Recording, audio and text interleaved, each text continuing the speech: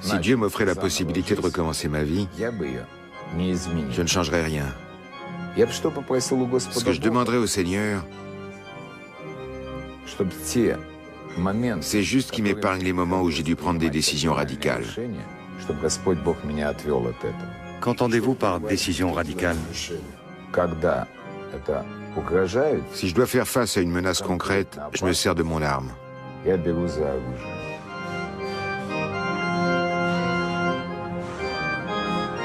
Combien de fois a-t-on attenté à votre vie? 4 fois. On a essayé de me tuer 4 fois. Vous avez déjà tué un homme? Pour défendre ma vie, ou plutôt mon honneur. C'est pour ça que je suis allé en prison la 2e fois.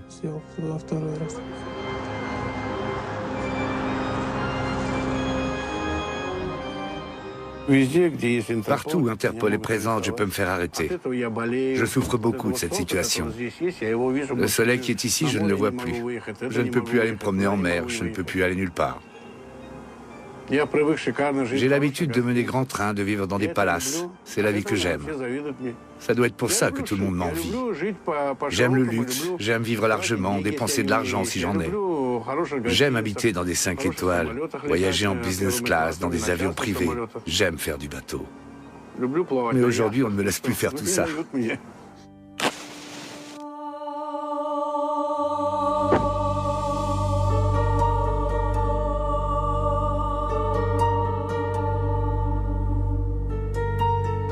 L'univers du crime en Russie.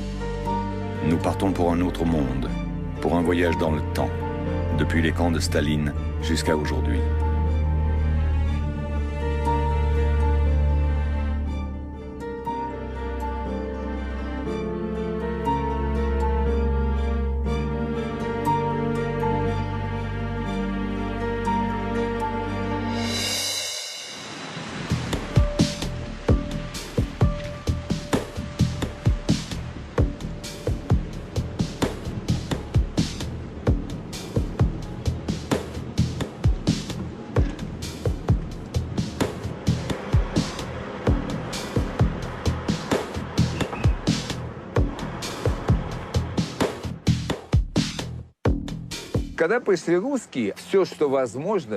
Quand les Russes sont arrivés, ils ont acheté tout ce qui était possible. Des maisons comme celle-ci ne se vendent pas d'habitude. On en hérite. Pourquoi je l'ai acheté? La raison va sûrement vous surprendre. Churchill a habité là, puis un prince égyptien, et enfin moi. Aujourd'hui, on m'en propose 70 millions d'euros. C'est tout simplement un paradis. Leonid Bilyunov est né en Ukraine en 1949. Il a grandi dans un orphelinat du KGB et fréquenté l'école jusqu'à 11 ans. Il a fait l'objet de 4 condamnations et purgé en tout 18 ans de prison. Aujourd'hui, il est multimillionnaire. Il vit en France depuis le milieu des années 90. Je suis là, voici mon petit frère, là c'est Kolia, et voici ma mère. Pourquoi vous avez gardé si peu de photos d'enfance? Qui les aurait gardés? L'internat sportif, l'orphelinat, la prison? Qui? Qu'est-ce qu'on en avait à faire de ces photos à l'époque?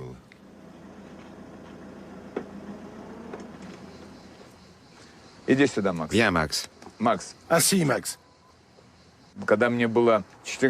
À 14 ans, le Seigneur m'a envoyé acheter un truc à boire.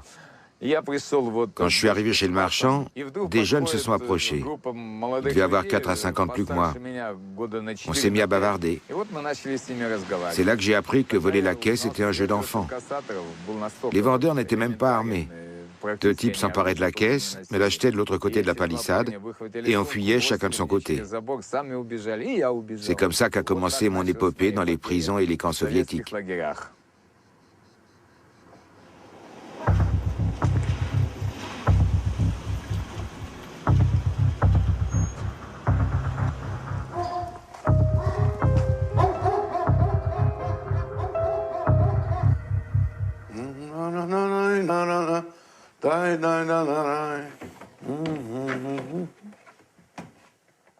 C'est un Brioulov, une vraie merveille. La période italienne.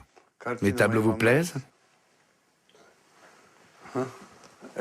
Ça, c'est de la peinture flamande. Venez, je vais vous montrer la suite.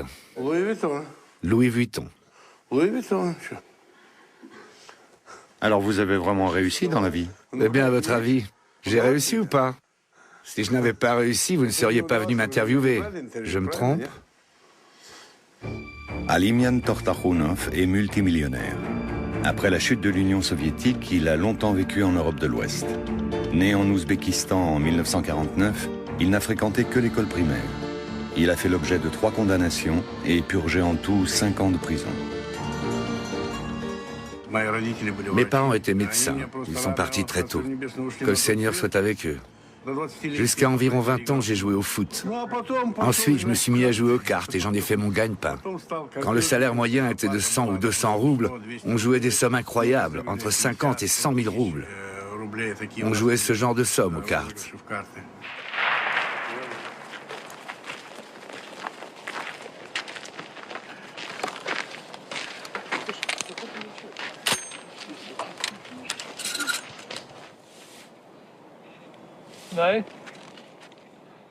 Vas-y.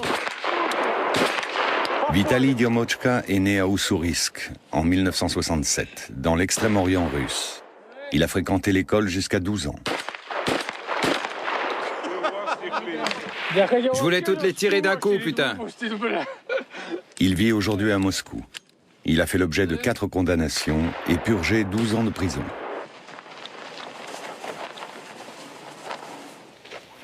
C'est un médicament? J'ai un ulcère.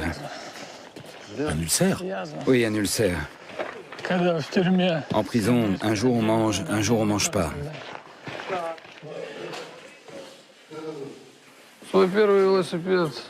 J'ai volé mon premier vélo à 8 ans. Ça a été mon premier délit. À 10 ans, j'ai fait mon premier cambriolage et on m'a attrapé. J'avais entraîné dans cette histoire mes copains de classe et je commençais déjà à commettre des vols plus sérieux. Je suis allé en prison pour la première fois à 18 ans. La vie n'avait pas été douce avec moi jusque-là. La Russie est le pays qui compte proportionnellement le plus grand nombre de personnes incarcérées au monde. On y recense 600 détenus pour 100 000 habitants. Un homme sur 4 a fait un séjour en prison. Une réalité que résume une célèbre chanson russe. La moitié du pays est sous les verrous, l'autre moitié attend son tour.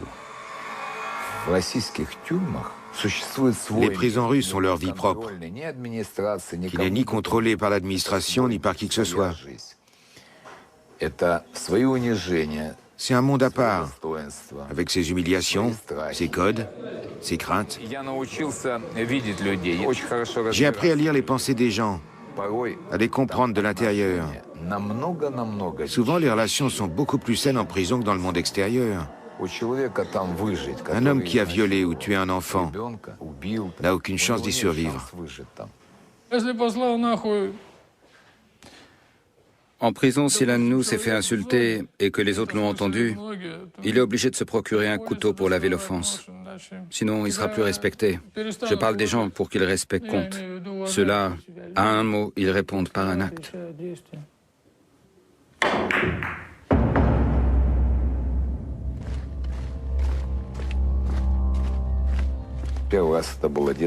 La première fois, c'était dans un centre de redressement pour enfants. Il y avait un type terrible qui faisait régner l'ordre. Il maltraitait les enfants. Quand on marchait en ligne par 100, à gauche, 1, 2, 3, à droite. Et si quelqu'un marchait pas au pas, il frappait n'importe où sur le corps. Les coups pleuvaient. C'était violent. Une fois, il m'a littéralement cassé en morceaux. Après ça, il m'a attrapé comme un légume bouilli et il m'a foutu par la fenêtre. Tout le monde comprenait qu'il fallait faire quelque chose. Moi, je travaillais à la forge. Un jour, j'ai senti une main sur mon épaule. Je tenais des pinces chauffées à plusieurs milliers de degrés. Je l'ai attrapé avec. Juste à côté de moi, il y avait un pic. Et avec ce pic, je lui ai donné le coup de grâce. C'est pas lui que j'ai tué, c'est ma peur.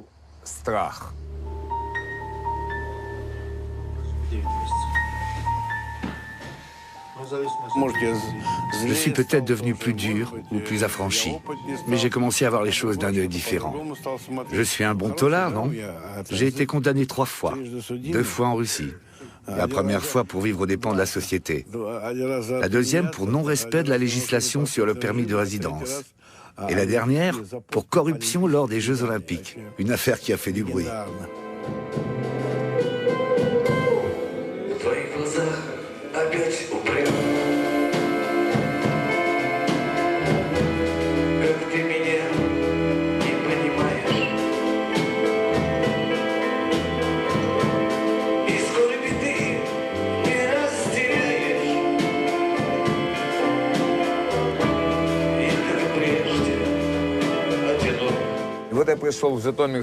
Quand je suis arrivé à la prison de Jitomir, il y avait là-bas un commandant qui s'appelait Marno. Il m'a dit, ici on va te frapper 26 heures sur 24. Et c'est moi qui vais commencer. L'adjudant lisait ses fiches, Zviagintsev. Il s'approche de moi. Je portais une petite croix en aluminium que j'avais faite avec une boîte de conserve. Il me demande, qu'est-ce que c'est que ça? À ce moment-là, je l'ai saisi par le bras. C'était comme si j'avais sorti un flingue. Ils n'en revenaient pas. L'adjudant a alors lu ma fiche et a dit au commandant, « C'est un sujet particulièrement dangereux. Un as du combat à main nue. » Marno m'a regardé et il est passé au suivant. Il voulait frapper impunément. Et voilà soudain qu'arrivait un type qui pouvait lui faire perdre un œil, lui sauter à la gorge, lui donner un coup dans le foie qu'il ferait mourir dans les 6 mois.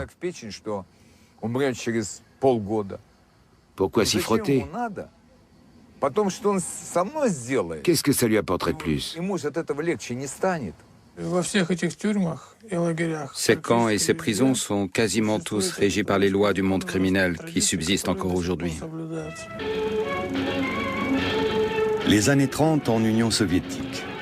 Des millions de personnes sont internées dans un vaste réseau carcéral et concentrationnaire. Condamnées pour des actes politiques ou criminels, sur ordre du dictateur Staline. Le goulag est le seul endroit du pays où s'organise un véritable mouvement d'opposition dans le milieu du crime. On y vit selon d'autres règles, des lois non écrites.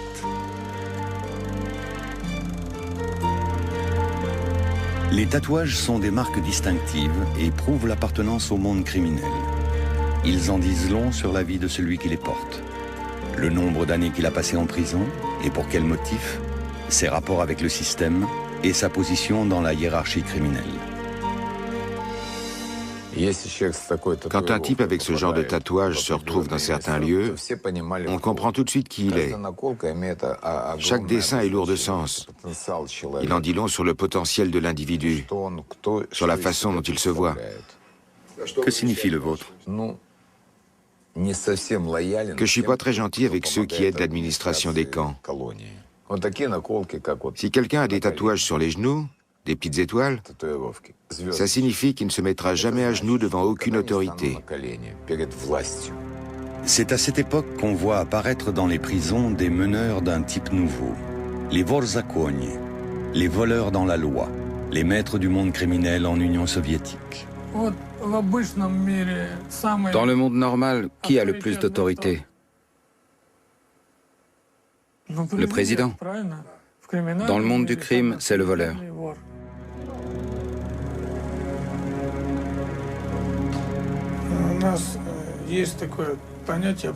On a des lois qu'on appelle les lois des voleurs. On ne reconnaît pas ceux qui ne les respectent pas. Comme les braqueurs, par exemple. Ceux-là, on ne les respecte pas. La loi des voleurs est très simple. On ne doit pas trahir ni collaborer avec l'administration. On ne doit pas s'encombrer d'une famille et on doit former une relève qui perpétuera ce mode de vie. Voilà ce qui compte le plus. On n'a pas de famille, pas de travail, rien de tout ça. On ne doit pas avoir d'argent à soi, pas d'appartement, pas d'adresse légale. Pour tout vous avouer, j'ai toujours pas d'adresse. J'ai jamais travaillé.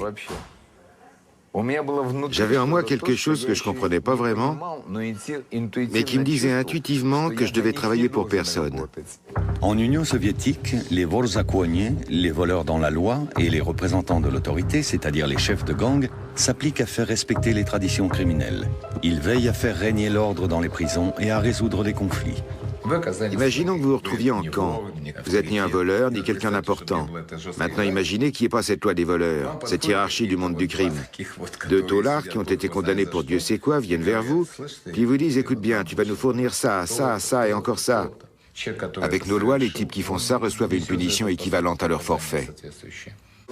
La mission d'un voleur est comparable à celle d'un député. Il a pour mission d'aider le peuple, lui aussi.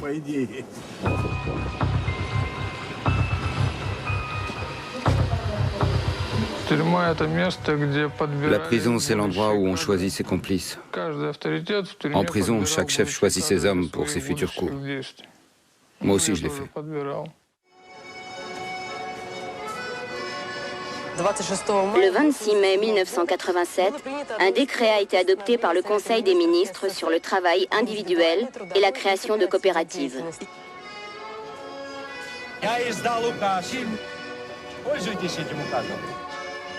Dans un premier temps, la politique de perestroïka de Gorbatchev ne fait que renforcer la pénurie et appauvrir davantage la population. À ce stade, l'économie privée n'existe pas encore. La production se fait exclusivement au niveau de l'État. Une loi sur les coopératives financières autorise alors le commerce privé. Petits magasins, coopératives et entreprises se multiplient rapidement pour satisfaire une demande considérable en vêtements et en denrées alimentaires.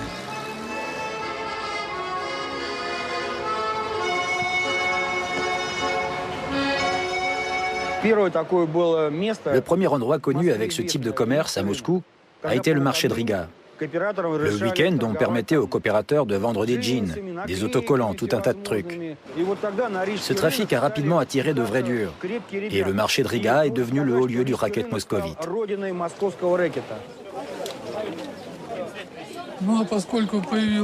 À la fin des années 80, il y avait de plus en plus de gens à l'aise financièrement. En même temps, le nombre de gens prêts à s'enrichir sur leur dos, c'est-à-dire de bandits, c'est-à-dire nous, a grossi de façon très importante. Ces entrepreneurs et commerçants russes de la première génération ne tardent pas à voir apparaître un mot nouveau dans leur vocabulaire. Naïezdie, le racket. Des hommes de main se présentent à eux pour leur soutirer de l'argent. C'est ainsi que Vitali Diomochka et ses amis débutent leur carrière. Tu sais comment on les travaillait en général? D'abord, il y en avait un premier qui passait, et puis un deuxième. Le premier était méchant, le second était gentil. Nous, on envoyait un méchant, et après un super méchant. Ils ouvraient la porte, on leur envoyait un poing américain dans la gueule. Ils avaient le visage fracassé. Ils en crevaient même. Quand on rentrait dans un bureau, par exemple, et qu'il y avait un débiteur... Au départ, il était sûr de lui. Il était assis à son bureau et il disait « Bien, qu'est-ce que vous voulez ?» Nous, rien du tout. Et paf, on lui envoyait un coup dans la gueule. Le premier. Il commençait à hurler, on le frappait à nouveau. On rapprochait la table du mur, on lui prenait la tête et on la lui coinçait contre le mur. On te termine ou tu leur donnes l'argent? Ils l'auront. Ok, alors on se casse. Tu parles des années 90, là, Tolia. C'est pareil maintenant. Quand des types comme toi entraient et commençaient à frapper, il n'y avait même pas besoin d'utiliser des clous. Ils payaient tout de suite. Pour 1000 $, on était prêt à faire beaucoup de choses. Mon client portait toujours sur lui un sécateur et un doigt coupé. Il les montrait en disant « Si tu ne nous files pas le fric tout de suite, je te coupe un doigt. » On doit tous se faire une place dans la vie. On n'y arrive pas toujours par des méthodes très civilisées. Mon nom a été associé à bandit par les autorités judiciaires. À l'époque, il n'y avait pas de terme recherché comme la mafia ou je ne sais pas quoi encore.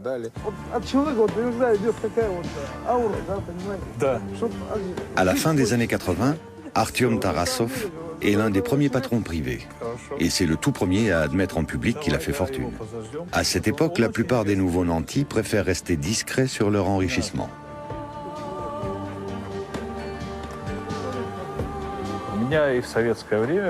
J'ai un tempérament d'entrepreneur. Durant l'époque soviétique, je m'étais lancé dans toutes les affaires qu'il était possible de faire alors. J'avais beaucoup d'amis dans ce monde d'affairistes. Officiellement, je travaillais comme chercheur. On a trouvé un moyen d'apporter des ordinateurs. On gagnait bien avec ça. L'équivalent de 100 millions de dollars en 3 mois. Qu'est-ce que vous en dites? Un commerçant, c'était un peu comme une vache laitière. Celui-là, c'est le mien, c'est moi qui le trais. En argot des voleurs, on parlait à l'époque de mon commerçant. Dans les années 80, on proposait même pas notre protection. On passait juste chez les coopérateurs et en les menaçant ou en les agressant physiquement, on les forçait à payer. On se contentait de leur dire « tu vas payer » et ça suffisait. En général, il y avait une taxe de 20 à 30%. Certains payaient jusqu'à 50% de leurs revenus. Chacun savait quel pourcentage il devait donner. S'il ne le faisait pas, on cassait tout, on lui brisait les côtes. On le tabassait et on prenait son fric. Pourquoi? Parce que 99% de ces sommes n'étaient pas imposées, ni directement, ni indirectement. Tout se passait au noir, tout ça se passait à l'insu de l'État.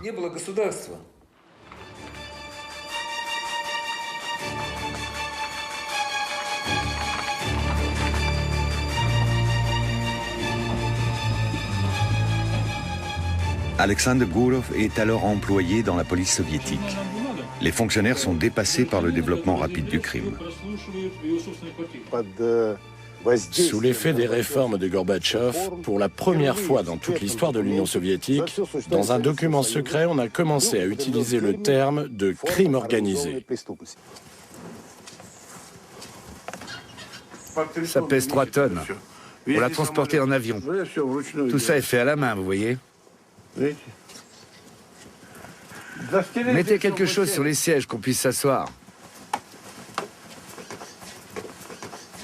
Le système était en train de s'effondrer. Tout le monde avait sa coopérative. Je ne comprenais rien à tout ça. Je suis parti en vacances en Allemagne et finalement je suis resté là-bas. On avait effrayé la police allemande en lui disant qu'il allait y avoir un afflux de bandits russes. C'était ce qu'ils redoutaient le plus. Ils n'avaient pas peur du commerce russe. Combien de fois ils ont fait des descentes chez moi? Ils ne me convoquaient pas, ils venaient juste m'arrêter. Vous n'imaginez pas le raffut qu'ils faisaient à 5 heures du matin. La première fois, je suis sorti sur le balcon, je me demandais « Qu'est-ce qui se passe? Quelqu'un est en train de se faire agresser ?» En fait, c'était eux qui frappaient à la porte. Toute la maison tremblait. Ils sont entrés en hurlant « Haut les mains !» avec des mitraillettes et des lampes torches. Une vraie mascarade.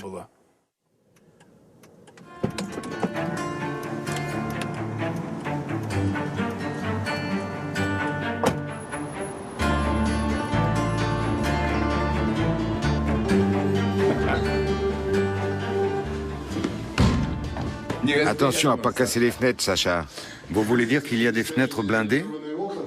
Sur tout le périmètre. Comme je te l'ai dit, on n'aime pas les riches. Des richissimes encore moins. Ici, il y a des œuvres d'art de grande valeur. Mais le plus important, c'est que c'est ici que vivent mes enfants, ma famille. Je peux ouvrir cette porte? Non. Seule ma main peut l'ouvrir. Tout est blindé, ça pèse 5 tonnes. Dans les banques, en général, il y a 2 verrous magnétiques. Nous, on en a 4. T'as écouté ce bruit?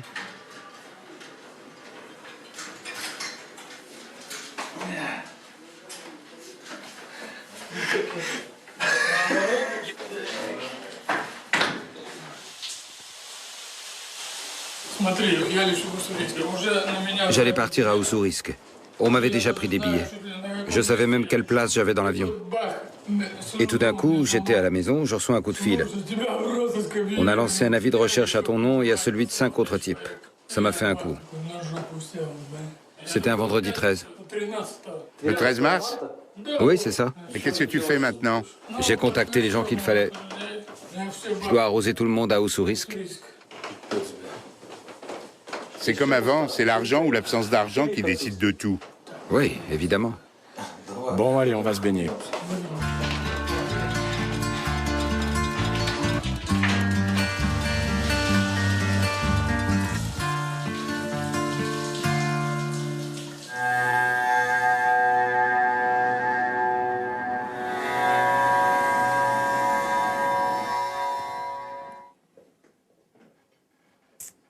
Merci beaucoup. Pour tout ce qui touche à sa ville natale d'Ussurisk, Vitali Diomochka est représenté par l'un de ses proches, un certain Yedik.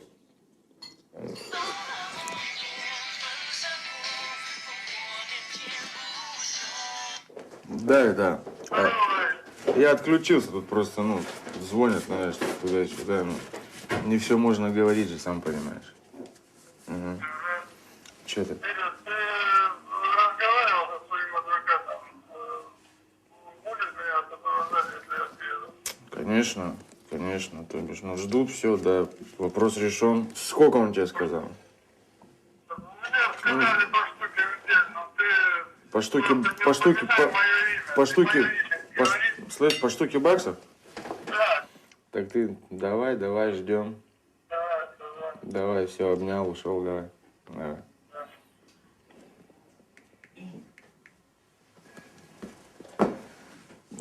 On attendait son arrivée depuis longtemps. Juste au moment où il allait partir, ils ont lancé ce mandat d'arrêt. Maintenant, on essaie de comprendre pourquoi. Les gens sont venus nous demander de l'aide. Dans certaines situations, la police est impuissante. Le seul à pouvoir faire quelque chose était Vitali. Et maintenant, tout le monde vient lui demander de l'aide. La ville où Vitali Diomochka a passé sa jeunesse est située dans la région de Primorie, près de la frontière chinoise. Toute l'économie locale transite par Ussurisk. C'est ce qui explique qu'au début des années 90, beaucoup de jeunes gens se soient lancés dans l'activité la plus lucrative du moment, le racket. Mais cela reste aujourd'hui encore une pratique à haut risque.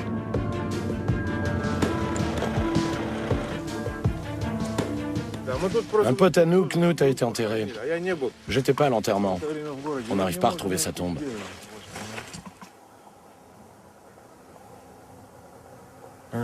Ici, il y a 2 ans, les gens cultivaient encore des pommes de terre. Sergei Banzai était un de nos lieutenants avant. Ensuite, c'est devenu un homme d'affaires, comme on dit. Il s'est fait descendre, comme Lyonia Bertnik. Et aussi Yemet. Lui, il était directeur d'une usine de vodka. Il s'est fait descendre. Voici sa tombe. Et Vassia Opalko. C'était aussi un lieutenant, il a aussi été abattu. Mirail Nikolaevitch Rod a fini de la même façon. Beaucoup de jeunes qui sont enterrés ici ont été tués au cours d'une fusillade il y a peu de temps de ça. Vassia aussi s'est fait descendre. C'était un bon gars, il était respecté. C'était vraiment un mec sympa, toujours prêt à aider ceux qui en avaient besoin. Et Sergei Ivanovitch Gossev, lui aussi c'était un bon gars. Et il a fini comme les autres.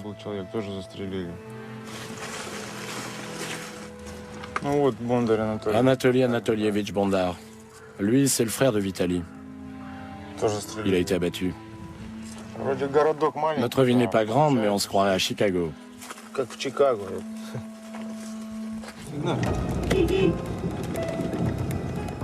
Tout droit, toujours tout droit.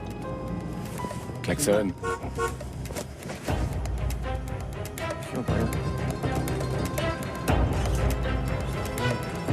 Voilà la prison où j'étais. C'est là que mon frère est mort. Tourne là. Le camp de détention qui se trouve près d'Ussurisk est placé sous haute surveillance. Des soldats ont pour mission de tirer dès que quelqu'un tente d'y entrer ou d'en sortir. Mais ça n'est pas un problème pour Yedik et ses comparses.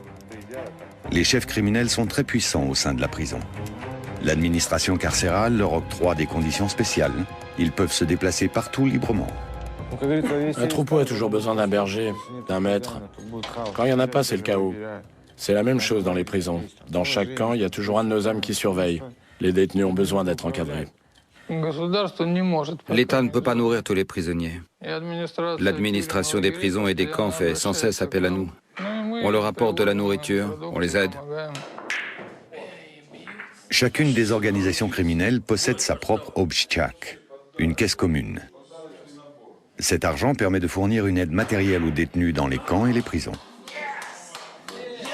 Une autre partie de l'argent est utilisée pour graisser la patte des gardiens, juges et autres fonctionnaires.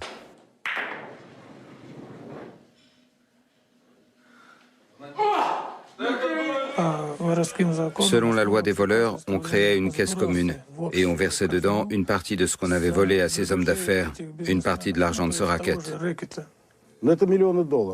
Ça représente des millions de dollars, et même plus. Un de ces groupes avait une caisse de 4 milliards de dollars.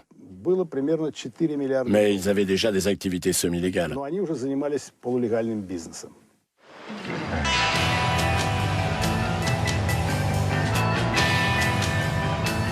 Grâce aux gains issus du naïesti, le racket, les caisses des organisations criminelles sont bien remplies.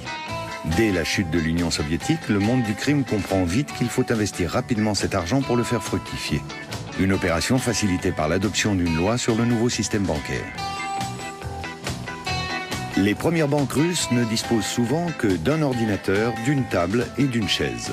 C'est pourquoi leur nombre explose au-delà du raisonnable. Au début des années 90, on en recense déjà plus de 3000.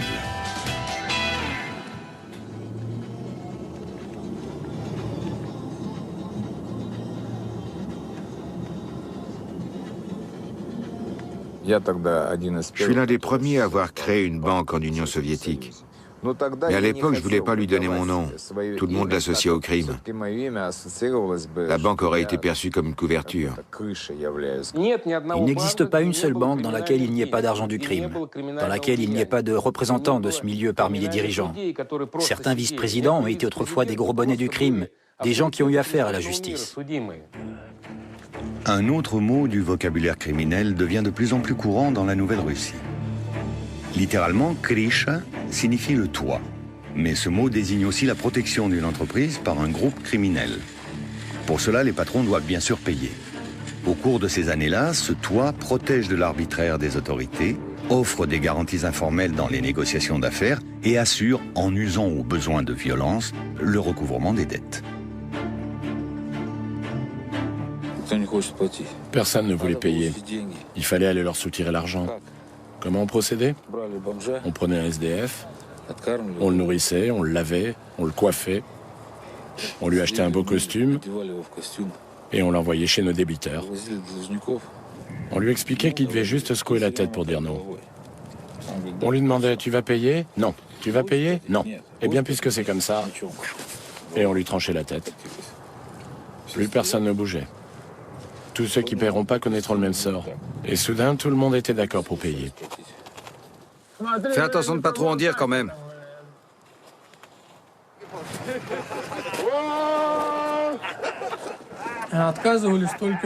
Les seuls qui refusaient de payer, c'était ceux qui ne savaient pas qu'ils étaient obligés de le faire, que c'était une tradition.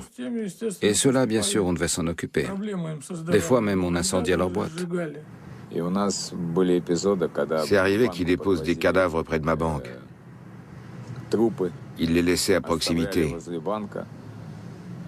C'était une forme d'avertissement. On se mettait d'accord avec le milieu des affaires. Ceux qui ne passaient pas ce genre d'accord ne vivaient pas vieux. Plus l'organisation criminelle est puissante et influente, plus les chances de survie de l'entreprise protégée sont fortes. Car la Russie traverse alors une période où le cadre légal fait défaut et où le pouvoir de l'État est très faible. Les décisions importantes sont prises par des hommes d'autorité.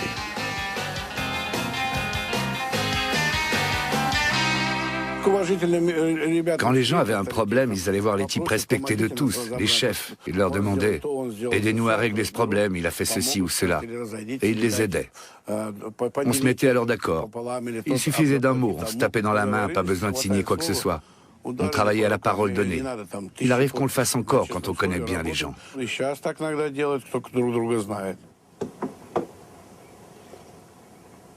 Des gens s'adressent à vous pour les affaires également? Bien sûr, pour les affaires aussi. J'apporte toujours mon aide. Pourquoi je ne le ferais pas? Si les gens viennent me trouver, c'est qu'ils pensent que je suis de bon conseil. Viens là un instant. C'est du marbre bleu, c'est pas du lapis lazuli. Ce sont des arnaqueurs, ces types. Va mettre ça dans la voiture. Celui qui aurait cette tombe était un homme juste. Il a vécu dignement, il avait une conscience. On ne dit pas une chose pour après en faire une autre. C'est ça qu'on appelle être juste. Les gains énormes générés par le racket des banques, des entreprises et même des casinos se répartissent de plus en plus entre les gangsters et les policiers corrompus, qui eux ont souvent du mal à s'en sortir avec leur salaire. À cette époque, il y avait des commerçants qui étaient couverts par la police. Certains nous versaient leur tribut, mais d'autres étaient protégés. Les flics nous disaient ouvertement Ce sont les nôtres, ne les touchez pas. Et si vous dépassez pas certaines limites, on vous touchera pas non plus.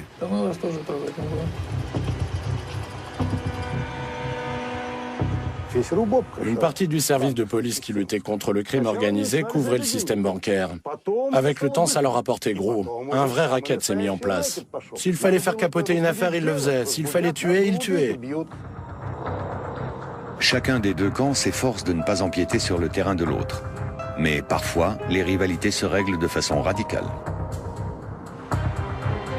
La police est venue chez moi.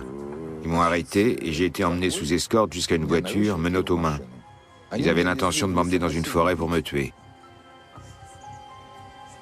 Ils m'ont expliqué ça dans la voiture. La balle était déjà dans le chargeur. Ils allaient me la loger dans la nuque. J'étais menotté. J'ai donné un grand coup dans le volant et on a percuté une autre voiture. Ils sont morts dans l'accident. Est-ce que j'avais un autre moyen de m'en sortir? J'en ai pas vu d'autre.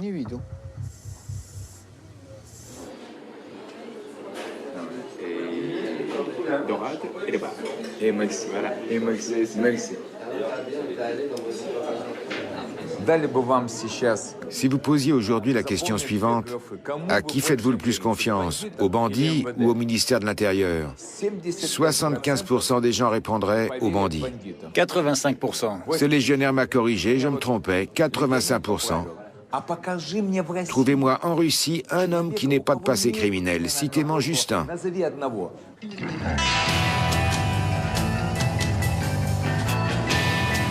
En Russie, le début des années 90 est marqué par la privatisation des entreprises d'État. Les grands consortiums du pétrole et du gaz se vendent pour une bouchée de pain. Avides de récupérer une partie du magot, des centaines de bandes criminelles se mettent sur les rangs. Celles-ci contrôlent bientôt plus de 4000 entreprises. À cette époque, on voyait déjà se former des liens entre les jeunes entrepreneurs et ceux qu'on appelle les chefs des voleurs, le sommet de la hiérarchie criminelle. Les usines étaient alors contrôlées par des personnages de ce genre.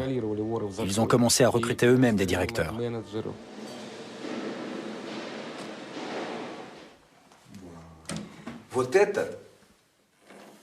C'est du plomb. Autrefois, il n'y avait pas de réfrigérateur. On mettait de la glace là-dedans et le plomb la conservait. Ce frigo a 300 ans.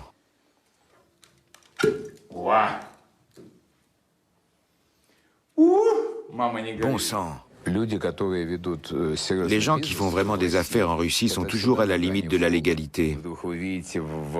Soudain, sur votre territoire, surgit un banquier ou un industriel du pétrole, par exemple. Bien sûr, vous aimeriez prendre votre part du gâteau. Avant, il y avait de quoi faire. Bats-toi et serre-toi. Tout est à prendre. Pour ça, il suffit de tuer. Commence par tuer le directeur. Les autres prendront peur et te vendront leurs actions pour rien. Sous la perestroïka, les hommes d'affaires et les négociants n'auront besoin que de quelques années pour se transformer en oligarques et contrôler des branches entières de l'industrie. Pour devenir oligarque, il faut entretenir d'excellents contacts avec le sommet de l'État. Mais même avec ses accointances, il est impossible de se soustraire à la protection d'une bande criminelle. Vous avez posé une question sur les oligarques. Je vais vous répondre. Ils sont obligés de payer. Sans protection, ils sont rien. Pour qu'ils puissent être ce qu'ils sont, il leur faut absolument des protections. Bien sûr, il y a des lions plus gros que moi dans la jungle de la vie. Mais je suis un lion. Les lions ne paient personne. Tu comprends ça? C'est moi qui ai créé mon affaire. J'ai pas l'intention de la donner. Et je conseille à personne d'essayer de me la prendre.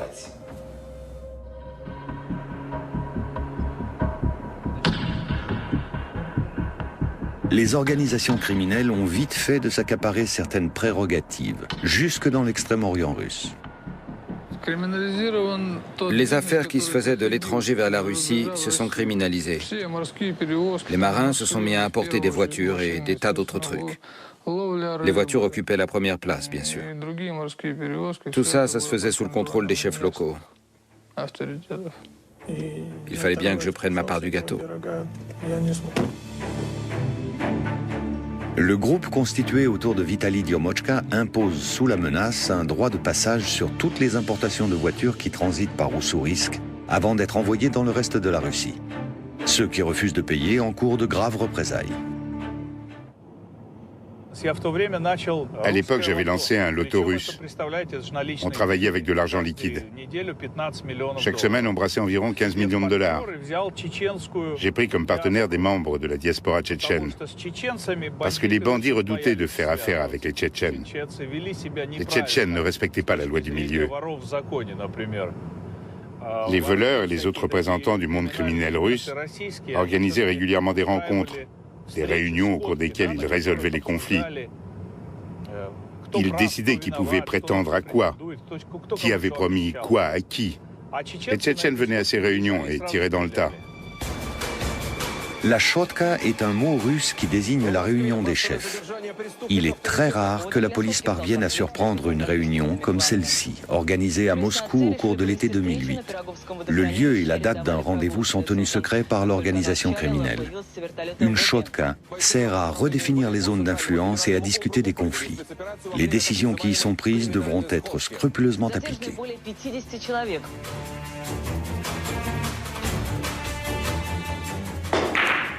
J'ai fait de la prison à la suite d'une de ces réunions. Un type m'a insulté en utilisant un mot qui est inacceptable dans notre milieu. Et j'ai été obligé de l'abattre. Et si vous n'aviez pas réagi? J'aurais perdu mon autorité et je ne serais pas devenu ce que je suis. Et si ça se reproduisait aujourd'hui? C'est une question difficile. J'ai du mal à imaginer ça. Si quelqu'un m'insultait de la même façon aujourd'hui, est-ce que je le tuerais? Mais autrefois, vous l'avez fait. Il y a des gens qui ont commencé à gagner beaucoup d'argent. Le genre de sommes pour lesquelles on est prêt à tuer.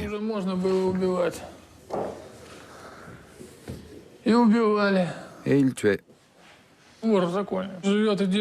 Les vrais voleurs vivent selon des principes, mais ceux-là, on n'avait aucun. Ils se fichaient pas mal de savoir qu'il fallait voler, qu'il fallait tabasser ou tuer. Ils connaissaient aucune limite.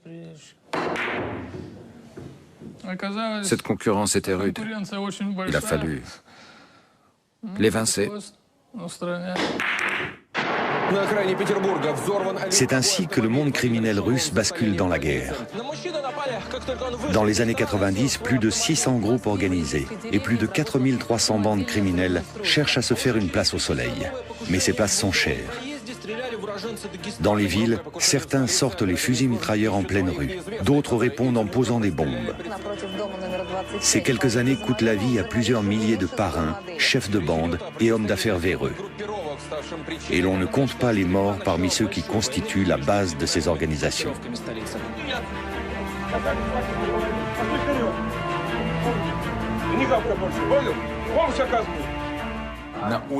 Dans le pays, à cette époque, une guerre faisait rage. Une guerre civile. On prenait des entreprises, des combinats métallurgiques. La redistribution de la propriété d'État a donné lieu à une vraie guerre.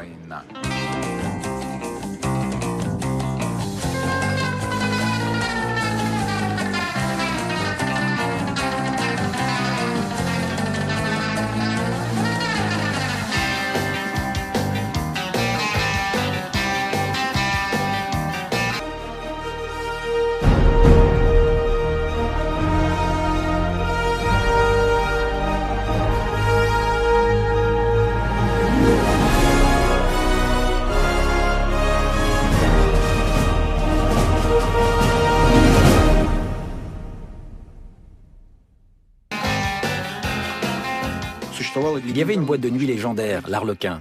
2 ou 3 de ses propriétaires ont été abattus. C'était le lieu de rencontre de tous les bandits de Moscou, de divers groupes qui étaient en guerre. C'était une guerre sanglante avec meurtres, armes automatiques et tout le tremblement. Mais à l'Arlequin, il existait un pacte de non-agression. C'était un endroit où l'on venait s'amuser.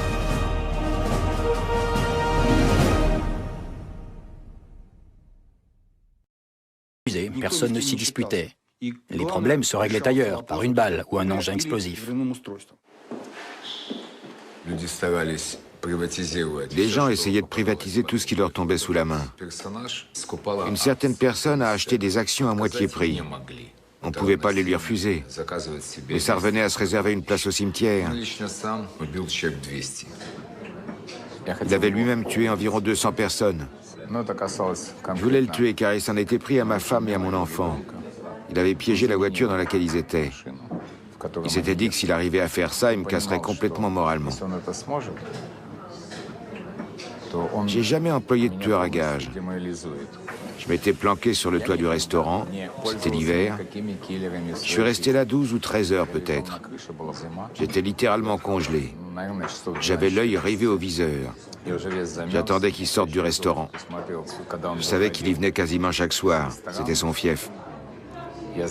Les flics le savaient aussi. Et quand il est sorti, ils lui sont tombés dessus. Ils lui ont passé les menottes, ils l'ont ramené dans le restaurant et ils l'ont fait sortir par une autre sortie, une porte de service que je ne pouvais pas atteindre. Et ils l'ont embarqué dans une voiture. C'est la première fois que j'ai pleuré, parce que j'avais pas pu tirer. J'avais pas pu tuer.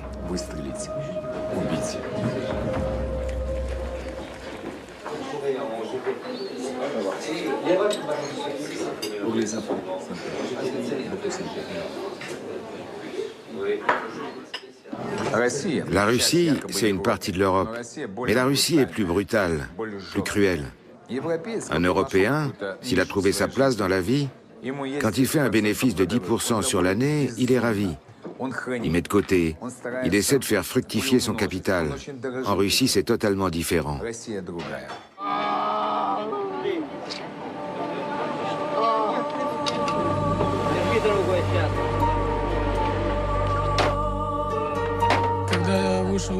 Quand je suis sorti de prison, les meurtres étaient devenus monnaie courante. On tuait quasiment au vu et au su de tout le monde. 2 jours après ma libération, on a tué mon maître, un voleur respecté, un vrai bandit, et aussi mes amis. Ils ont été tués chez moi, et on a aussi essayé de me tuer. Vous m'avez posé des questions sur ma profession. Je suis avocat de la mafia. J'ai réalisé que parmi mes clients, parmi les plus importants, j'ai réussi à en faire sortir 12 de prison. Ces 12 hommes se sont tous fait descendre par la suite.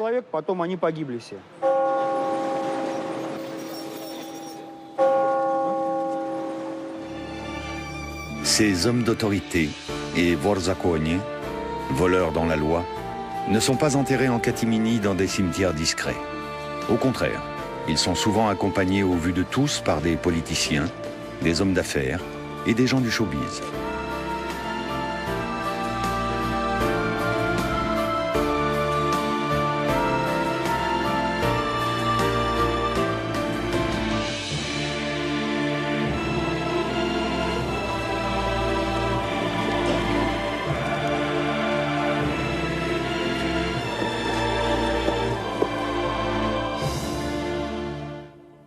Pour moi, une vodka. Et toi? Je prends un jus. Il boit jamais. Il en fait un principe. Un homme doit avoir des principes. C'est un des miens. Il y en a au moins qui doit garder l'esprit clair. Oui, quelqu'un doit garder l'esprit clair pour pouvoir diriger les autres au cas où. Que la terre lui soit douce.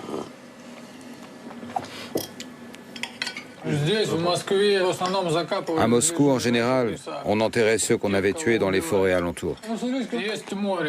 À Ussurisk, il y a la mer. Pas besoin de creuser, il suffit d'aller larguer les corps au large. À Chicago, dans les années 30, on se donnait pas autant de mal. Là-bas, ils noyaient les gens vivants. Nous, on coule des cadavres. C'est pour ça qu'on est plus humain.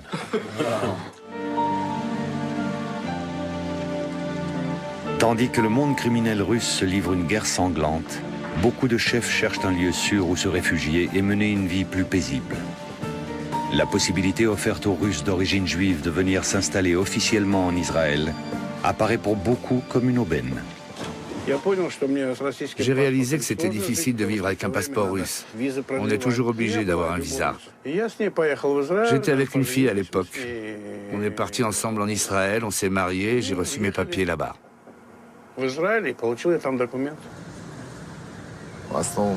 Je suis venu en Israël pour pouvoir voyager plus librement, pour plus être constamment embêté par ces histoires de visa.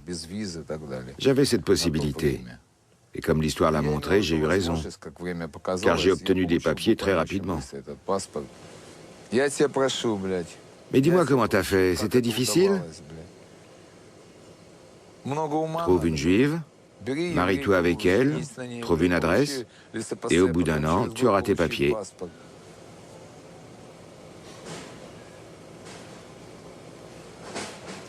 Pourquoi tu ris?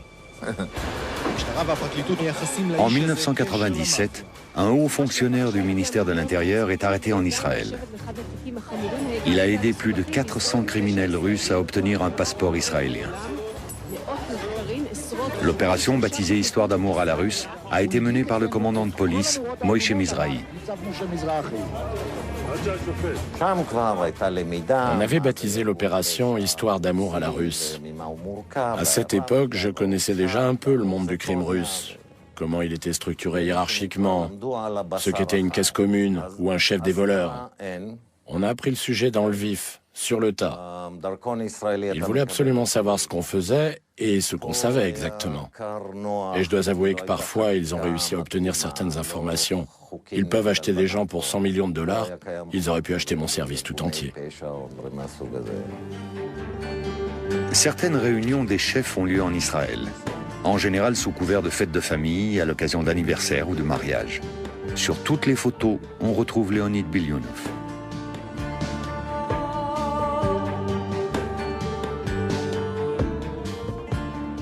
Je sais parfaitement qui était là. J'y étais aussi d'ailleurs. Seulement personne ne me voit, personne ne m'a vu et personne ne me verra jamais. J'ai vécu 6 mois en Israël. Mais au bout d'un moment, j'ai compris que je me sentirais jamais chez moi là-bas. Ma femme est morte, on l'a enterrée, je suis parti vivre à Paris.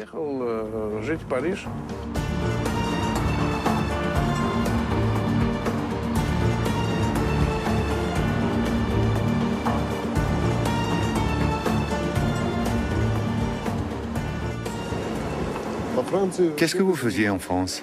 Rien, la plupart du temps. Vous êtes resté combien de temps? 8 ans? Oui. Pourquoi j'aurais dû forcément faire quelque chose? J'avais rien de particulier à faire. Je me promenais, je prenais soin de moi.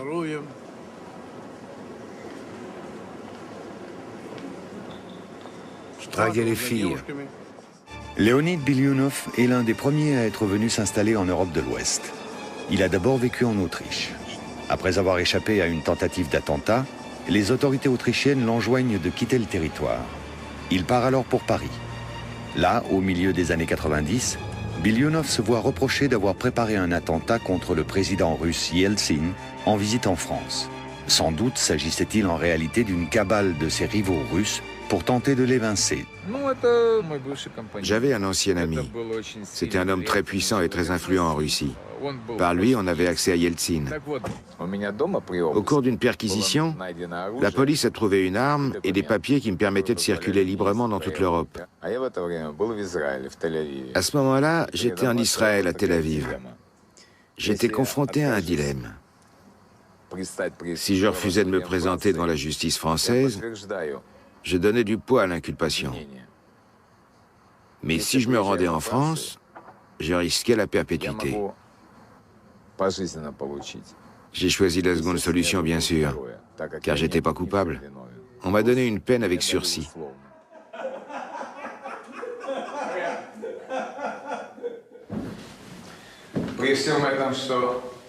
Et puis, il y a l'histoire avec Yeltsin. Tout le monde n'a pas ce genre de livre. Il appartient à Leonid Fyodorovitch Bilyonov, exemplaire numéro 245. Il porte la signature de Yeltsin. Alors vous pensez que j'ai essayé d'attenter à sa vie? Je comprends pas. Je devais vouloir le tuer parce qu'il m'avait offert qu'un seul livre.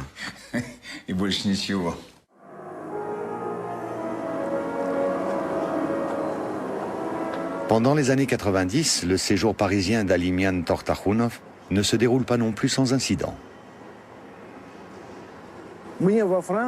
En France, j'ai jamais pu ouvrir de compte en banque. Et comment est-ce qu'on peut vivre sans compte en banque? Demandez ça à ces enfoirés de Français. Demandez-leur comment un homme peut vivre 8 ans sans compte en banque. Comment vous avez fait? Je me débrouillais. Je payais toujours en liquide. Je recevais de l'argent liquide de Moscou, mon argent. Ils trouvaient ça louche. Ils ont fini par m'expulser. Ils m'ont viré comme un malpropre. Tous ceux qui étaient liés à moi étaient qualifiés de mafieux. Les Français écoutent toutes mes conversations depuis 15 ans. Et ils me suivent depuis 15 ans aussi.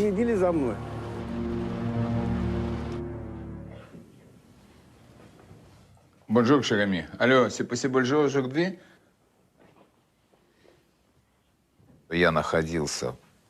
J'étais sous le coup d'une interdiction de sortie du territoire français en lien avec l'enquête sur l'attentat contre Yeltsin. Un des jours où je devais venir pointer, des jeunes gens très sympathiques m'attendaient. Ils m'ont dit « Nous savons que vous êtes quelqu'un de très influent. Est-ce que vous pourriez nous aider? 4 de nos ressortissants sont prisonniers en Tchétchénie. »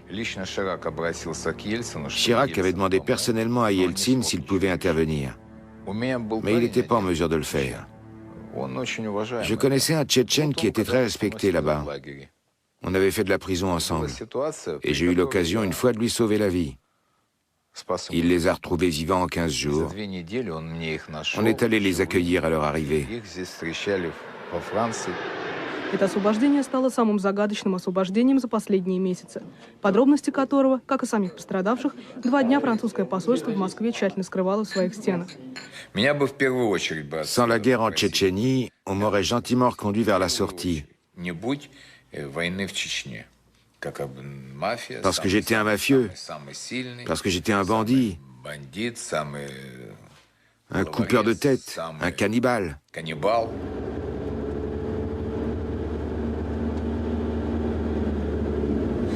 J'aurais proposé de fonder une équipe de hockey en France. Je pouvais envoyer de l'argent. Si je créais une équipe, j'étais sûr que dans les 2 ans, elle gagnerait la Ligue des Champions. On m'a demandé « Qu'est-ce que ça t'apportera ?»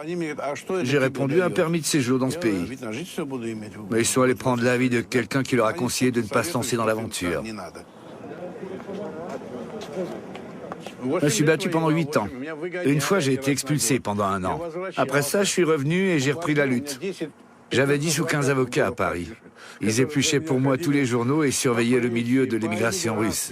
J'avais un avocat pour tout. Un pour les impôts, un pour le code pénal. À la fin des années 90, la guerre ouverte que se livrent les bandes rivales pour se répartir le gâteau commence à s'apaiser.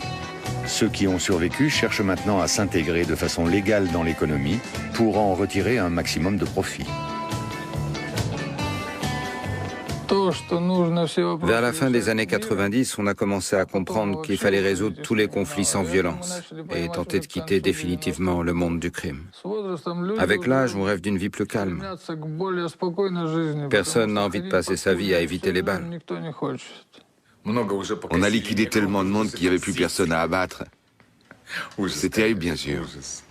Un business légal rapporte beaucoup plus d'argent et en plus, il présente aucun danger. Nos premiers pas vers les affaires légales, ça a été d'ouvrir un premier parking automobile payant. Peu de gens y laissaient leur voiture. Alors on a commencé à casser leurs vitres pour qu'ils viennent garer leur voiture chez nous.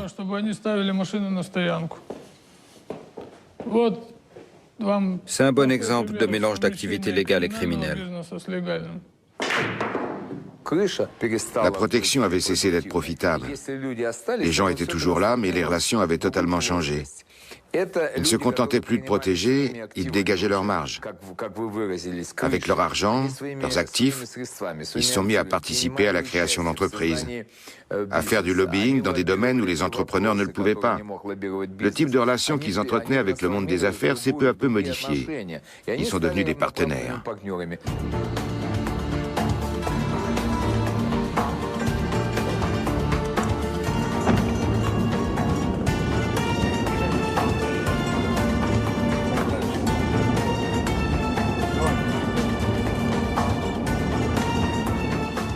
C'est mon homme d'affaires, il vient de Kiev. Il habite Moscou. Il travaillait pour nous à Kiev, il veillait à ce que tout se passe bien. Vous faites quel type d'affaires en Ukraine? Je suis dans le bâtiment. Vous construisez quoi? Qu'est-ce qu'on construit, Marik? Des immeubles d'habitation, des bureaux, on vend des terrains. Ça marche bien, nos affaires dans la construction. T'es déjà bourré? T'as picolé dans l'avion? Regardez ses yeux, je le vois dans son regard.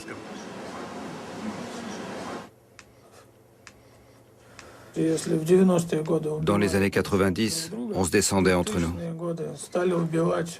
Dans les années 2000, on s'est mis à tuer de plus en plus d'hommes d'affaires, tout simplement parce que les bandits commençaient à se transformer en hommes d'affaires. Ils se retrouvaient soudain à des postes qui étaient occupés depuis longtemps par des hommes d'affaires.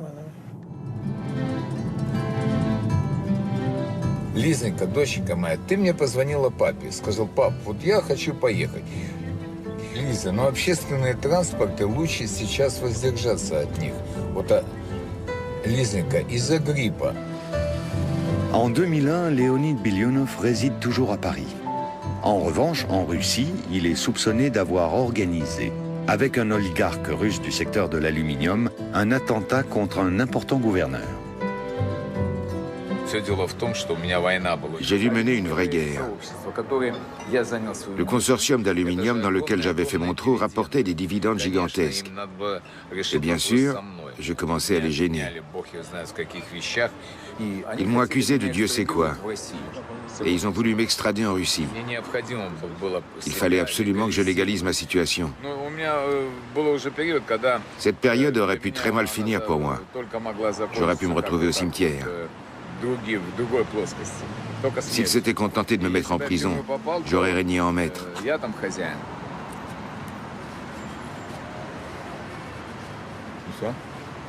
Et ça, ils ne le voulaient pas.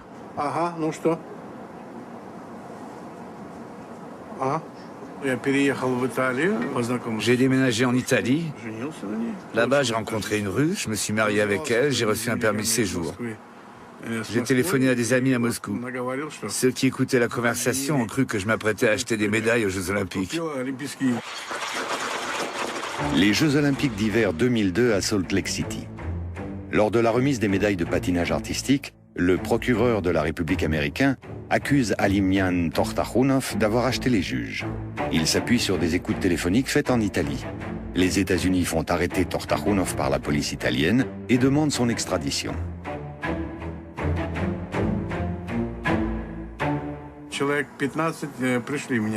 Une quinzaine de types sont arrivés en sautant par-dessus la barrière. Ils portaient des brassards, ils n'avaient pas de masque, bien sûr. J'étais à table, je m'apprêtais à boire mon café, c'était le matin. Ils se sont approchés, ils ont commencé à me raconter des conneries. Comment j'aurais pu acheter une médaille olympique? Et pourquoi je suis le seul à être montré du doigt? Pour l'acheter, il aurait bien fallu que je sois de mèche avec quelqu'un. Après plusieurs mois de tractation, la plus haute juridiction italienne rejette la demande d'extradition pour insuffisance de preuves. Après presque un an de détention provisoire dans les prisons italiennes, Tortakhunov est libéré et rentre à Moscou. Ce qui n'empêche que le mandat d'arrêt émis par Interpol à la demande des États-Unis est toujours en vigueur partout dans le monde.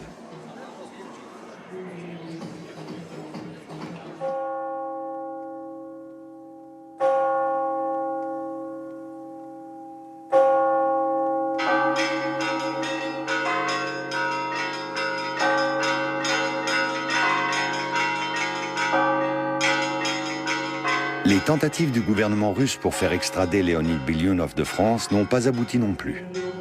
Il est impossible de prouver sa participation à l'attentat contre le gouverneur russe. Bilyunov réside toujours en France où il joue les généreux mécènes, comme ici pour la réhabilitation de l'église russe de Cannes.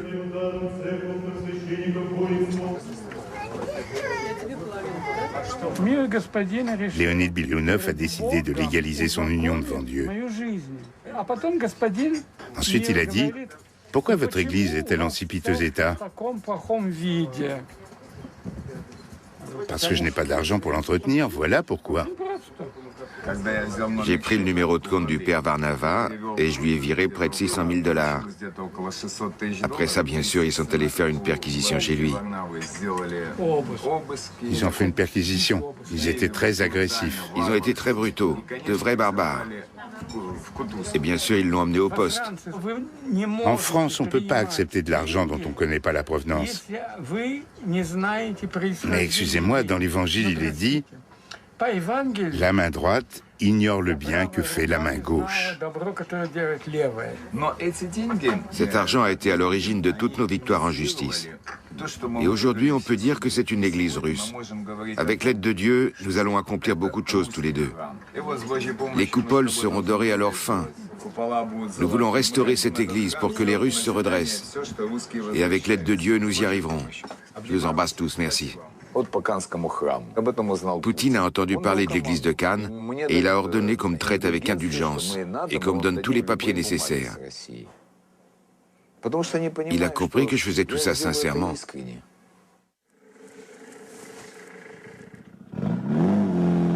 En 2003, Vitali Diomochka est une nouvelle fois libéré de prison. Il décide de produire avec ses fonds personnels une série pour la télévision locale de sa ville natale. Elle s'inspire d'événements autobiographiques datant des années 90. Diomochka y joue lui-même le rôle principal et de nombreux criminels de son entourage lui donnent la réplique. J'ai jamais eu de rêve. Je me suis fixé des buts, je les ai poursuivis et je les ai tous atteints. Par exemple, je m'étais fixé pour but de faire ce film.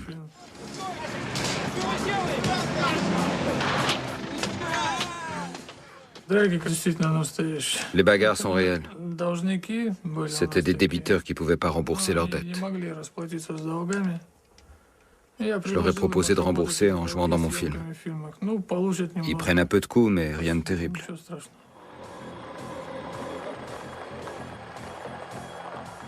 L'histoire se passe dans les années 90. Un homme est mort en prison. C'était Sergei Apianov. Il avait purgé 25 ans de sa peine. On a utilisé une arme de ce type dans la vie réelle et on s'en sert aussi dans le film.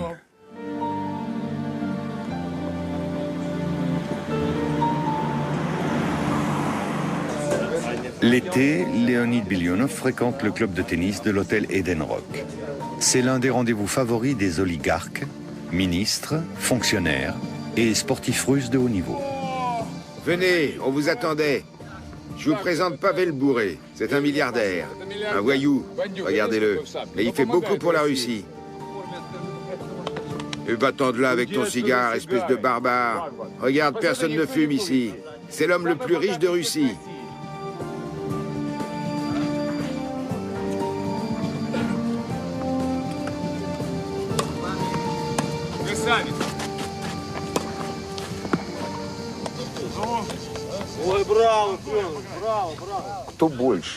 Qui est le plus grand bandit?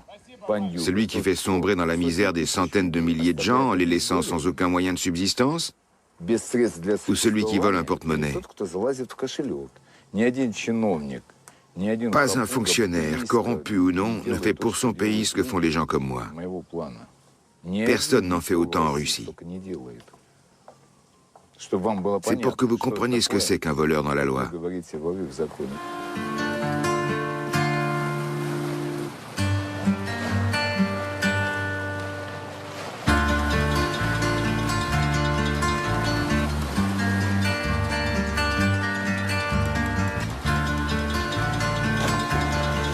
La corruption est l'un des problèmes majeurs de la Russie. Cette pratique est rentrée depuis longtemps dans les mœurs. Tout est imbriqué. Les affaires, la politique, la criminalité. La mafia en Russie, c'est un groupement de fonctionnaires. Les fonctionnaires aussi se font descendre en ce moment. Voilà pourquoi. Un fonctionnaire reçoit par exemple 15 ou 20 millions afin de privatiser un bien. Un mois se passe, 2 mois, une année. On lui dit « Sergueï Sergueïevitch, vous aviez promis de privatiser ?»« Oui, j'avais promis. » Eh bien, je peux pas. Rendez-nous notre argent alors. Je ne l'ai plus.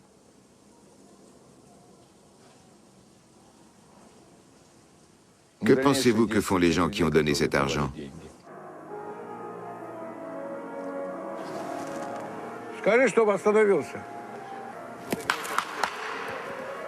Где охрана, блядь, ни одного человека охранник. Пусть не играет, пусть не играет. On ne doit pas regarder du côté de l'Occident, de l'Amérique ou de quiconque et faire ce qu'on attend de nous. On doit agir comme on l'entend, en respectant notre mentalité. Notre démocratie a besoin d'un homme autoritaire. Chez nous, on se sent bien quand on a longtemps le même tsar. Il n'empêche qu'il existe bel et bien aujourd'hui en Russie une sorte de démocratie dirigée. La question est de savoir qui, à côté du président et du gouvernement, tient les rênes du pouvoir.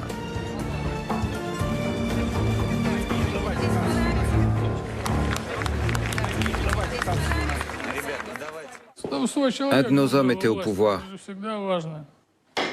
C'est toujours très important d'avoir des amis bien placés. Je suis ami avec un député de la Douma. Je peux utiliser sa voiture avec sa plaque. On m'arrête jamais, on m'embête pas, parce qu'il est intouchable.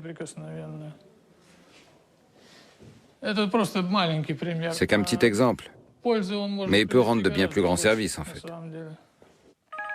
Извините, господа. Да, да. Он будет участвовать в выборах?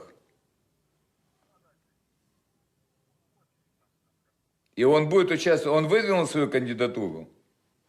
Валер, послушай, я тебе перезвоню, сейчас я не могу в открытом тексте выразить свое мнение, я проконтролирую это. Все, обнимаю, спасибо. Les lois russes actuelles ont été faites sous le contrôle des structures mafieuses. La mafia est présente à tous les échelons de l'État. Elle influe sur toutes les décisions prises dans le domaine économique, mais aussi politique.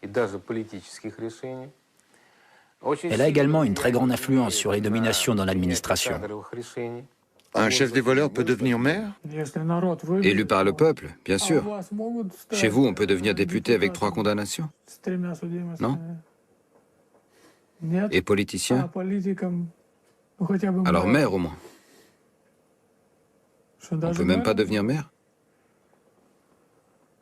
Mais où vous vivez, bon sang?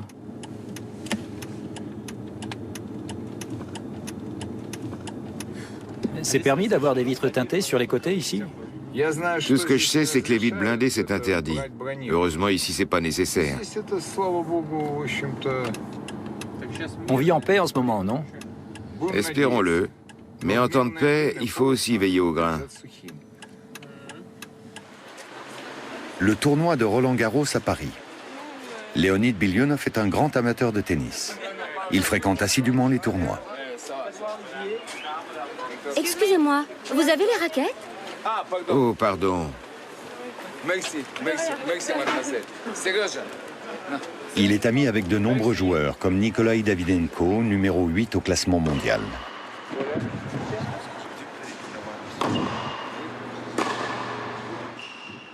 Nikolai ramassait les balles dans un club de tennis allemand. Aujourd'hui, c'est un joueur très bien classé au niveau mondial.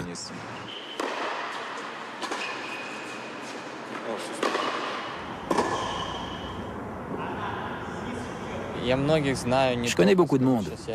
Je connais Léonid, par exemple. Je connais beaucoup de monde à Moscou. Je connais même des gens qui étaient liés au monde du crime, comme on dit. Aujourd'hui, ce sont tous des hommes d'affaires. D'abord, la mafia n'existe plus. Ces hommes ont énormément d'argent. Ils ont leur société, ils sponsorisent des tournois à Moscou. La presse étrangère ne vous a jamais interrogé sur vos relations?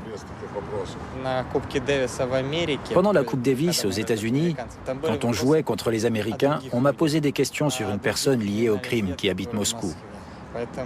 J'ai d'abord... On peut vous demander sur qui, précisément? Oui, on le surnomme Taivanchik. Je pense que tout le monde le connaît. Il s'appelle Alimian, je crois, c'est ça? Oui, c'est ça. Mais je ne le connais pas bien, je le vous vois. Léonid, je le tutoie.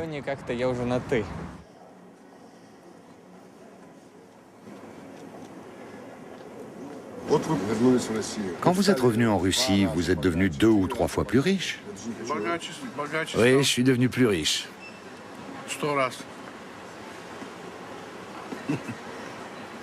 Mais je vous dirai pas combien j'ai d'argent. Si je réunissais toutes les entreprises auxquelles je participe, ça ferait des sommes gigantesques.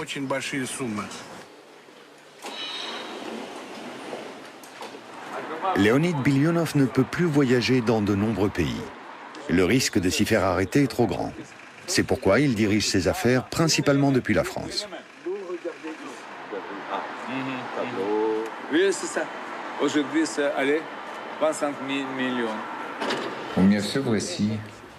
Toutes mes affaires sont en Russie. Je contrôle tout d'ici, avec le téléphone et Internet.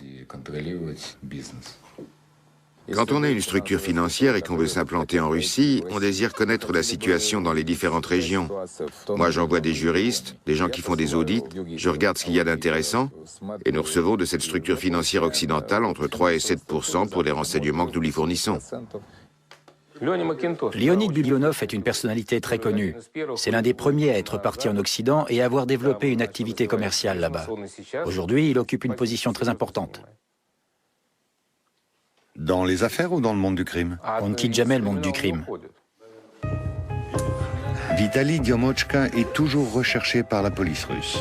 Il continue à se cacher chez des amis dans les environs de Moscou. Comment tout ça peut finir? Vous ne pouvez pas vous cacher toute votre vie? Pourquoi? J'ai un ami qui s'est planqué pendant 7 ans. Heureusement, il y a les amis, les avocats qui s'occupent de tout pour moi. Pendant ce temps-là, je peux rester chez moi.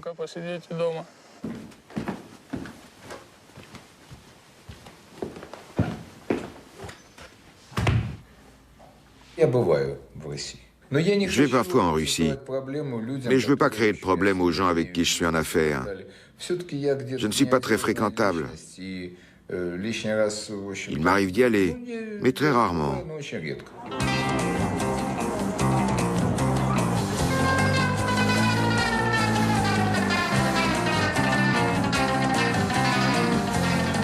L'époque des parrains est révolue. Aujourd'hui, ils se considèrent comme des hommes d'affaires. Et c'est à la justice qu'ils demandent de défendre leur honneur.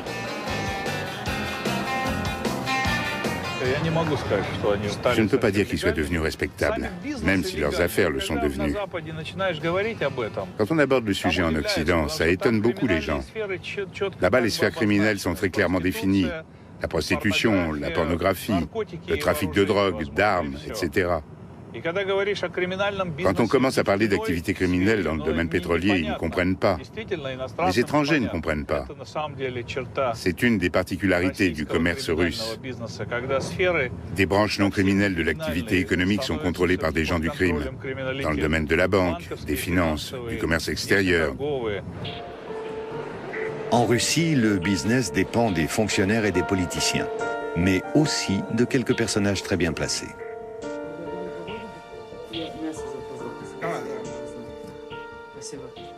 Vous désirez un alcool? Du vin, de la vodka?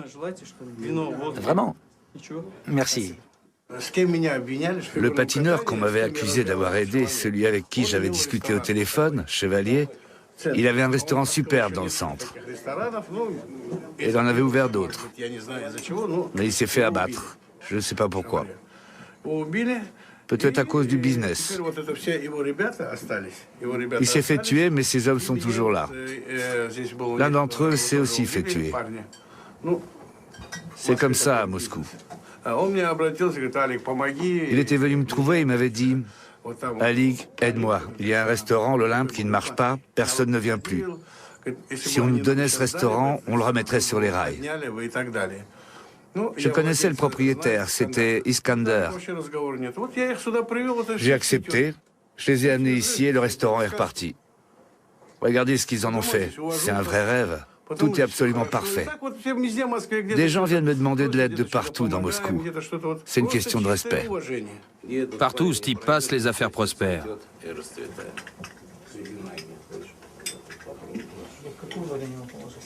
Des cerises, j'adore ça. Aujourd'hui, ils sont beaucoup plus civilisés que dans les années 90. Ils se retrouvent dans des restaurants, ils portent des cravates, des chemises blanches, des costumes coûteux. Ils roulent dans des voitures de prix. Ils s'installent tranquillement à une même table et règlent leurs problèmes ensemble. Et s'ils n'arrivent pas à s'entendre? Un tireur, un tueur à gages. Et c'est réglé.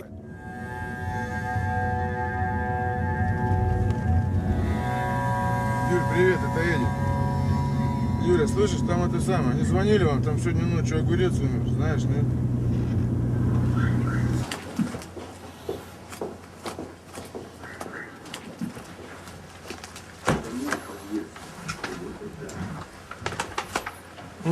Il doit bien y avoir un grand portrait, non?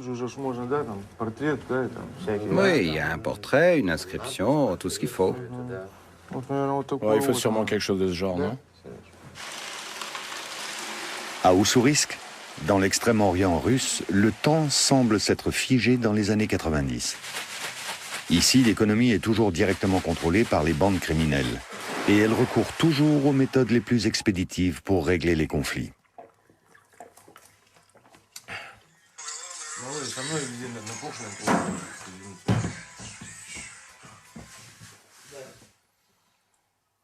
Quand ça, demain?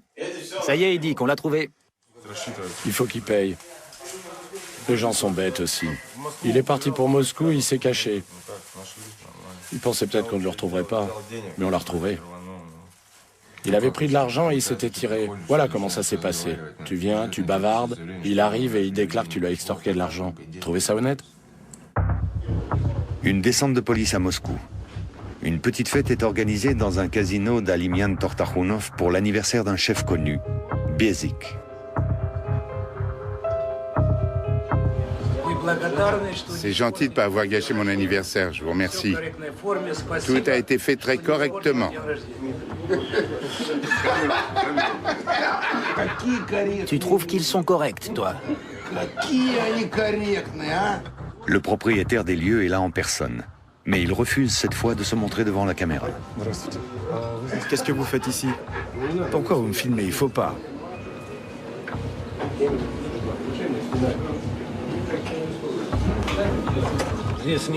Ici, il n'y a aucun criminel. Il y a les présidents des fédérations de lutte, de boxe et des champions olympiques. Un criminel, je le rencontrerai quelque part en dehors de la ville, dans un endroit où personne ne me verrait. C'est le dernier anniversaire de Biezik, le héros de la fête. Il sera tué 2 semaines plus tard dans l'explosion d'une bombe. C'était une époque particulière, il faut l'oublier aujourd'hui. C'était pas les gens qui étaient mauvais, c'était le pays qui l'était. Ces gens étaient le produit de cette époque, ils n'y pouvaient rien. S'il y a eu des instituts, des salles de sport pour les accueillir, on aurait très bien pu en faire aussi des champions olympiques.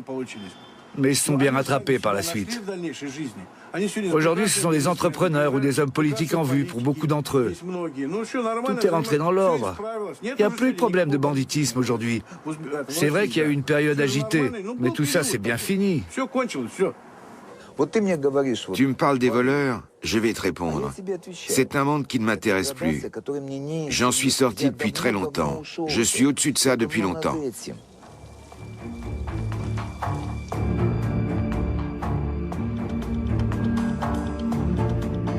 À Moscou, aujourd'hui, l'argent règne en maître et sans se cacher. La fortune et le pouvoir s'étalent aujourd'hui à la vue de tous. Mais mieux vaut profiter tout de suite de la vie parce que personne ne sait de quoi demain sera fait. Près de 20 ans après le grand bouleversement qui a succédé au démantèlement de l'Union soviétique, chacun semble avoir trouvé sa place.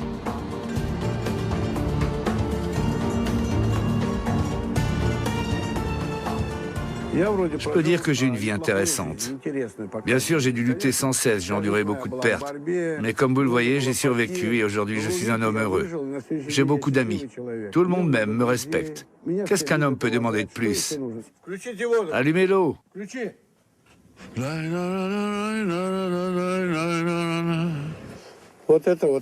Ensuite, on mettra ce lit là, vous voyez?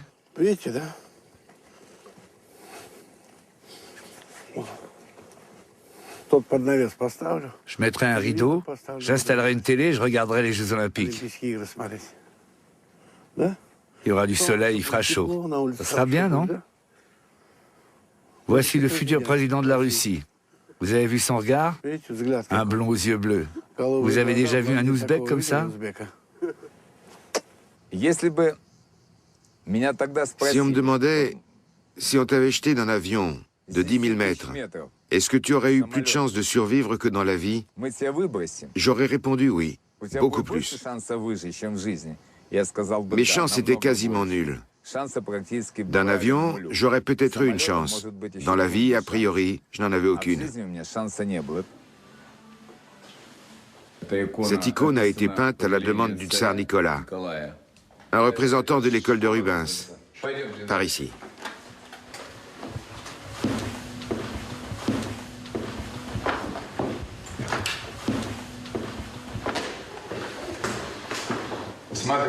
Regardez, c'est un Roublov de 1405. Vous ne trouverez son équivalent qu'au Kremlin. Cette icône mesure 3,14 m. Elle est unique au monde. Il n'y en a pas d'autre comme ça. C'est la crucifixion, l'entrée dans Jérusalem. Je ferai don de toutes ces icônes à l'église orthodoxe de Cannes. Mais je ferai en sorte qu'elles restent attachées à tout jamais à ma famille. Je suis président de l'association de l'église de Cannes. Ça s'est fait avec la bénédiction du patriarche Cyril, de l'église de Moscou, et de l'évêque Hilarion, de l'église orthodoxe russe hors frontières. Je suis président et nous avons créé une nouvelle association avec de nouveaux statuts. Vous voyez, on arrive quand même à faire des choses. Si on ne le fait pas, qui le fera?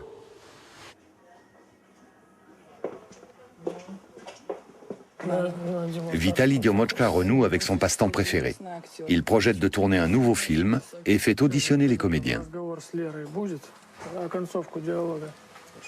Cette fois encore, il jouera le premier rôle pour raconter l'histoire des gangsters russes de la grande époque des années 90.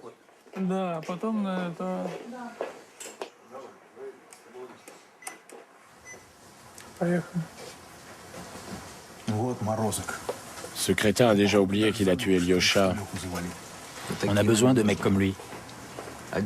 Il vaut une bande à lui tout seul. Il faut absolument que ces deux-là soient avec nous. C'est à lui que tu as demandé de faire ça? C'est pas mal. Je pense qu'on peut travailler avec toi. Rajoute un peu de peur, un peu d'émotion, quand je te le dirai. Tous ces événements se sont vraiment produits. Ce sont les meurtres les plus médiatisés des années 90, chez nous, dans la province maritime. On va porter tous ces événements à l'écran. Mais comme tous les gens qui y ont participé sont morts, vous allez jouer les rôles de ceux qui sont plus là. Et à la fin du film, vous mourrez. Ouais, ils se sont tous entretués.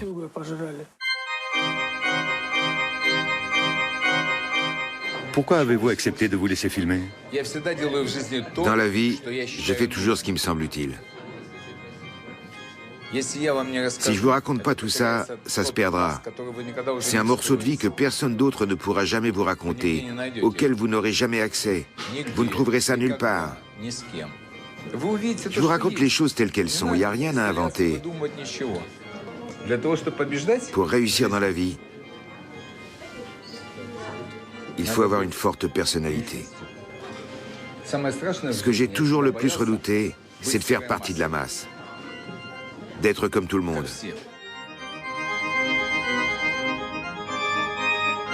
Je vais vous expliquer encore une fois.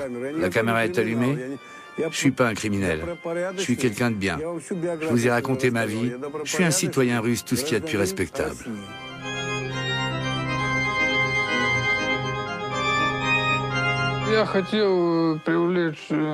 Je voulais que les parrains du crime participent à la production d'un nouveau film. Mais le monde du crime ne s'intéresse pas à l'art.